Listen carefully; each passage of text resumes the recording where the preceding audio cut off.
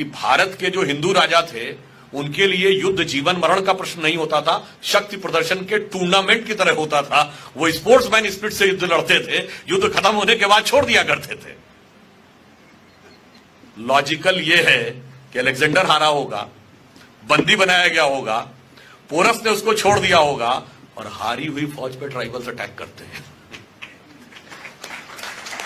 Hollywood की movie देखिएगा, Alexander, उसमें दिखाया गया है कि वो हार गया था और युद्ध में घायल हुआ। और उसके बाद सुनिए, एक हारी हुई फौज जा रही थी जिसका राजा रास्ते में मर गया। अब वो फौज जो बड़े जलवे से निकली थी अपने देश से कि विश्व विजय करने जा रहे हैं, क्या कहानी सुनाती अपनी जनता को कि हम गए, हार के वापस आ गए और राजा रास्ते में मर गया। उसे कुछ तो बताना ही था कि हम क्यों वापस आए। तो कहानी उसी हिसाब से बनाई गई और धीरे धीरे हमको ये बात समझ में आ गई। दूसरा उदाहरण देता हूं, Aryan invasion theory. Aryan invasion theory कब आई? 1850 के आसपास। क्यों आई 1850 के आसपास?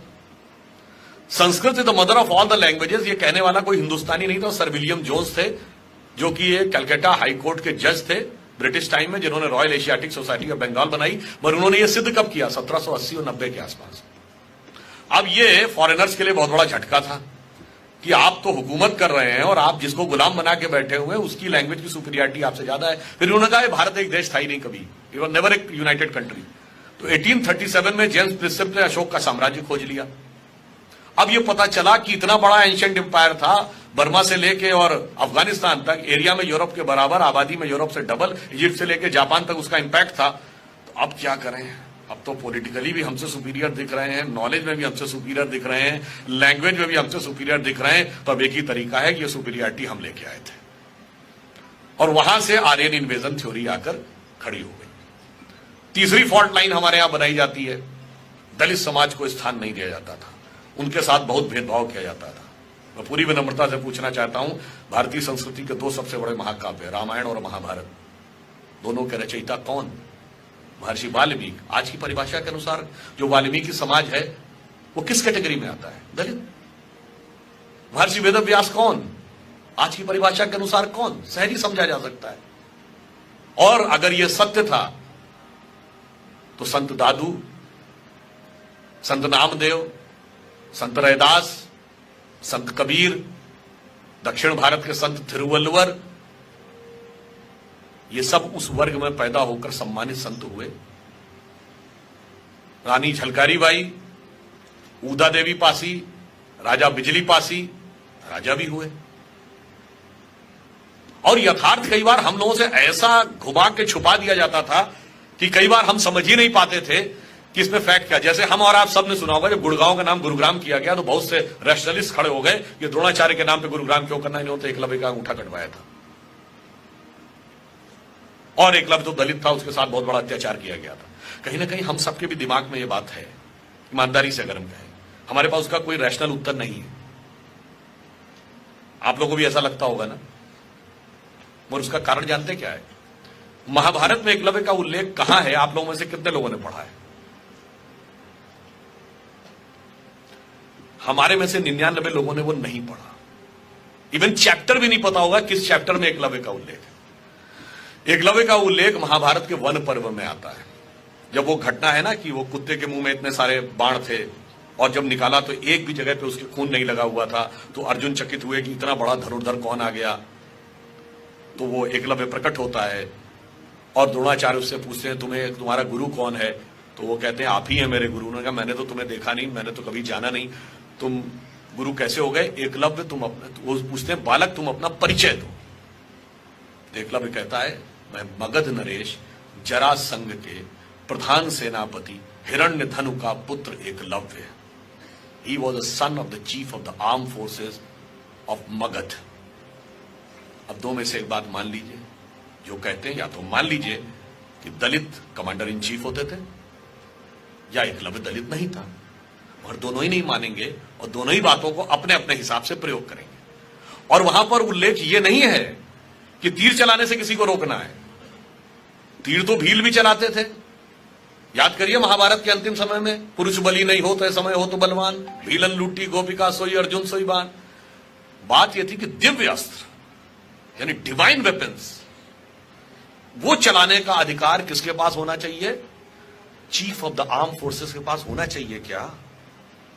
एटम बम रहता तो पोजीशन में आर्म फोर्सेस के है, न्यूक्लियर बटन किसके पास रहता है? Chief of the arm forces के पास नहीं। किसके पास रहता है? प्राइम मिनिस्टर के पास। तो दिव्य अस्त्र का संधान सिर्फ राजा करेगा, यह सिद्धांत है।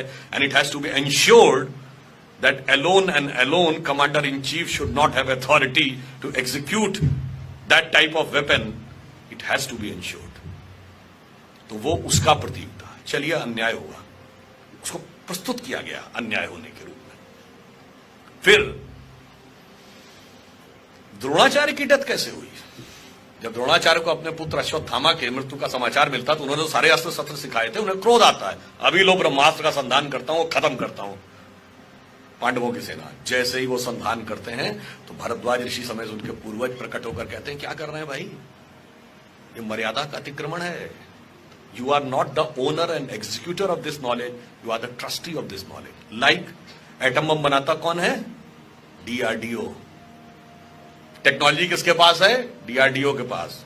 चलाने का अधिकार किसके पास होगा? प्राइम मिनिस्टर के पास। Cabinet committee on securities will take a decision when it is to be used. The same thing was there. Dronacharya was DRDO. Eklavya was chief of the armed forces. But it has to be ensured that the nuclear button should always remain with the king. अब द्रोणाचार्य को लगता है कि अब अगर मैंने संधान नहीं किया तो पुत्र के मृत्यु का बदला नहीं ले सकता, और किया तो मर्यादा का हनन होता है। तो वो मर्यादा का हनन नहीं करते हैं, निराश होकर सारे अस्त्र शस्त्र छोड़कर जमीन पर बैठ जाते हैं और उनका सर काट दिया जाता है। So the fundamental principle is कि दिव्य अस्त्रों का संधान सिर्फ हेड ऑफ द स्टेट करेगा। इसके अनुपालन के लिए यदि एकलव्य का अंगूठा कटा तो उसी के अनुपालन के लिए द्रोणाचार्य का सर कटा। मगर चूंकि हम लोगों ने वो चीजें पढ़ी नहीं और अपने हिसाब से वो चीजें जो हमें बताई गई उससे हम कहीं ना कहीं, वो लोग जो एजेंडा था ना कि हम ग्लानि हमारे अंदर होनी चाहिए, वो सेटल हो गए। दूसरा इशू बताया जाता है, साहब सीता जी को भगवान राम ने भेज दिया, बड़ा गलत काम किया, तो महिलाओं के साथ इतना बड़ा अत्याचार होता था, उनको वन भेज दिया, वनवास दे दिया। ठीक है साहब, सीता जी को तो वनवास भगवान राम ने भेजा, ये राम को वनवास किसने भेजा था? कैकेयी ने भेजा था ना। अब बताइए, दुनिया किसी वर्ल्ड की किसी कल्चर में एक वुमेन की इतनी पावर थी कि राजा को अपना डिसीजन बदलना पड़े, सौतेला बेटा उसकी वजह से जंगल में जाने को तैयार हो जाए, और राजा दशरथ ने पुत्र भी छोड़ा और प्राण भी छोड़े। एक कहावत है ना, प्राणन ते सुत अधिक है और सुत ते अधिक परान, और ते दोनों दशरथ तजे वचन न दीन हो जान। यानी लोग कहते हैं ना, सबसे ज्यादा प्यारा क्या होता है, प्राण या बेटा, और वो दोनों ही उन्होंने छोड़े मगर वचन नहीं छोड़ा। ये पक्ष नहीं बताया जाता है, क्योंकि माता पिता कहने में मां बेटा तो कोई ना कोई किसी का होगा, वर्ग नहीं है जिसमें डिवीजन किया जा सके। द्रौपदी को जुए पे लगा दिया है तो बहुत गलत बात थी, उससे पहले 5 भाइयों को भी तो जुए पे लगाया। बताइए, हस्बैंड वाइफ का एक दूसरे ज्यादा हक है या भाइयों का? मगर भाई भाई को नहीं बना सकते, भाई भाई कोई ग्रुप नहीं है समाज में। मैं किसी का भाई हूं, कोई मेरा भाई है, पर स्त्री पुरुष 2 वर्ग है, इसमें टकराहट पैदा करो, जितना टकराहट पैदा कर सको। और ध्यान नहीं रहता होगा बहुत सी चीजों में, रामायण और महाभारत दोनों का अंत कहां पे होता है? रामायण का अंत भगवान राम के राज्याभिषेक पे नहीं होता। जब अश्वमेध यज्ञ का घोड़ा लवकुश पकड़ लेते हैं, भगवान राम की सारी सेना को परास्त कर देते हैं, भगवान राम स्वयं युद्ध करने के लिए आते हैं, तब सीता माता आके कहती हैं, युद्ध मत करो, ये तुम्हारे पिता हैं। तब भगवान राम अपनी गलती पर पश्चाताप करते हैं, उनसे कहते हैं कि आप वापस चलिए। सीता जी नहीं जाती हैं और धरती में समा जाती हैं। This is the end point of Ramayana. And end point of Mahabharat क्या है? युधिष्ठिर के राज्याभिषेक से नहीं, न यादवी वंश के समाप्त होने से। भगवान कृष्ण की मृत्यु द्वारका में बहिलिये के द्वारा तीर लगने से क्यों हुई थी? गांधारी के श्राप से, कि जैसे मेरे पुत्र की मृत्यु हुई ऐसे ही तुम्हारी मृत्यु होगी। इसका अर्थ क्या हुआ? दोनों ही महाकाव्य ईश्वरी शक्तियों की आसुरी शक्तियों पर विजय पर समाप्त नहीं हो रहे हैं, ईश्वर के ईश्वरत्व पर स्त्री के सतीत्व की विजय पर समाप्त हो रहे हैं। मगर इसके बावजूद हमें दूसरे ढंग से बताया गया। मैं सिर्फ ये कहना चाहूंगा, जितने भी फॉल्ट लाइंस हैं, आप थोड़ा थोड़ा एनालिसिस, इसमें मैंने आपको कोई भी ऐसी चीज नहीं बताई जो आप सबको नहीं पता थी। केवल यह है कि हमने उसका कनेक्शन नहीं स्टैब्लिश किया था। कनेक्शन स्टैब्लिश करिए, एवरीथिंग विल बी क्लियर। और मैं सिर्फ ये कहना चाहता हूं अंत में, परिवर्तन का काल चल रहा है और परिवर्तन का दिशा निर्देश उंगली करती है। उंगली को सही ढंग से प्रयोग करेंगे तो सही दिशा में देश जाएगा। और यह भी आप तय मान लीजिए कि ये डिसाइडेड है, this is decided by destiny कि ये होना है। आप कहेंगे कैसे मान ले जी? मैं आपसे पूछता हूं, 1 जनवरी 1901 को जब इस देश में सूरज उगा तो इस देश में किसकी सरकार थी? अंग्रेज की। 1 जनवरी 1951 को किसकी सरकार थी? कांग्रेस की। और 1 जनवरी सन 2001 को जब 21वीं सदी के पहले सूरज की पहली किरण इस धरती पर पड़ी तो किसकी सरकार थी? अटल जी के नेतृत्व में हमारी सरकार थी। और अगले दशक में मोदी जी के नेतृत्व में स्पष्ट बहुमत आया। इसका मतलब क्या हुआ? यह नियति का संकेत है। This is the design of destiny. जिस तरफ हम जा रहे हैं, जो मैंने पहले कहा था, हर 20 साल में बदल रहा है। अब आप ये समझ लीजिए कि भगवान कृष्ण ने भी जब गीता में पूरा उपदेश दे दिया था, उसके बाद भी अर्जुन को कॉन्फिडेंस नहीं आया था।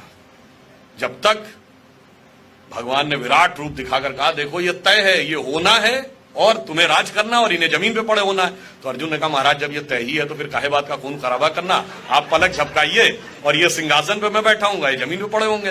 तो भगवान कृष्ण ने कहा, देखो तय तो है, मगर मिलेगा कर्म के सिद्धांत के अनुसार, हम उसे बदल नहीं सकते। इसलिए डेस्टिनी तय है, बदलना तय है। बस आपको उतना काम करना है, जैसे आपके मोबाइल में कोई गीत रिकॉर्डेड है तो बजना तो उसका तय है, बस एक बार पुश बटन यूं करना है और आप देखिए उसके बाद बजना शुरू हो जाता है। इसलिए अंत में कहते हुए अपनी बात समाप्त करूंगा कि India is considered as the youngest nation in the world. This is truth, but this is half truth. The full truth is that we are youngest nation and the oldest civilization.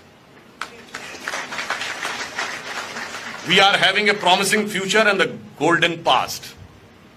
And it is only India which can give the solution to the entire world for all when it is called the clash of civilizations.